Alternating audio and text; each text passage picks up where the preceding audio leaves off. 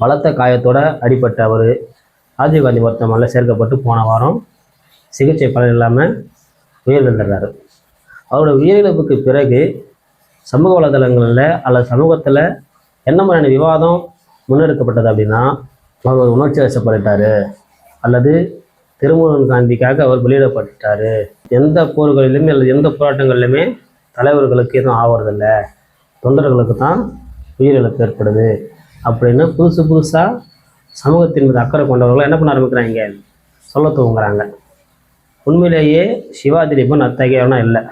சிவா திலீபன் ஒரு தமிழ் மீதும் தமிழர்கள் மீதும் பற்று கொண்ட ஒரு அன்புமிக்கவர். இப்போ அவர் எடுத்த முடிவு சரியானா நம்ம சரின்னு சொல்லலை. அவருக்கு இது தெளிவாகவே தெரியும். வண்டி குறைஞ்சபட்சம் 40 கிலோமீட்டர் வேகத்திலேயாவது வருது அல்லது 50-60 கிலோமீட்டர் வேகத்திலேயாவது வருது. அதுக்கு முன்னாடி இப்போ நம்ம நின்னோன்னா நம்ம என்ன பண்ணுவோம், உடல் சித்தரலாம், என்ன பண்ணலாம், உடனே மரணம் கூட ஏற்படலாம் அப்படின்றது அவருக்கு தெரியும்.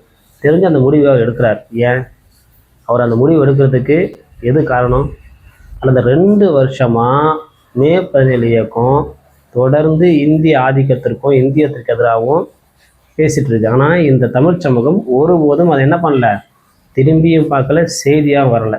சிவா திலீபன் அவர் பார்த்திங்கன்னா எல்லா போராட்டங்களும் முன்னணியில் இருப்பவர்.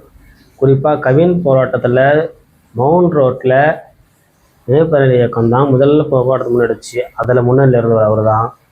மாஞ்சோலை மக்களுக்காக இன்றைய வரைக்கும் பேசுகிற இயக்கம் மே 17 இயக்கம் தான், அதுலேயும் முன்னணியில் இருந்தவர் அவர் தான். இப்படி தமிழர் சார்ந்து தமிழர் வாழ்வு சார்ந்து எல்லா போராட்டங்களிலும் முன்னணியில் இருப்பவர் தான் சிவா திலீபன். அவருடைய மொழிக்கான உயர் தியாகத்தை கொச்சப்படுத்திருந்தது அரசியல் அறியாமை மட்டுமல்ல, அது இயக்கத்தனம். அவரை குறித்தான அவதூறுகளை பரப்புபவர்களை தமிழ் சமூகம் புறக்கணிக்கணும்.